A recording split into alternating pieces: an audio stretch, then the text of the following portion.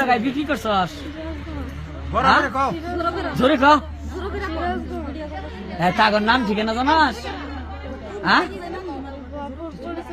হ্যাঁ জোরে ক। কার মাধ্যমে বেচছস? হ্যাঁ টিয়াল খাই? তোর সাথে কেউ ছিল না? কয়দিন আগে বেচছস? বৃহস্পতিবারে। বিক্রি করে কি কি কিনছেন? কি কি নাম বলেন? কি নাকের গয়না? জোরে কোন? আর কি? মোবাইল কত টাকা নিছে? হ্যাঁ বাকি টাকা কই? ঘুরতে ঘুরতে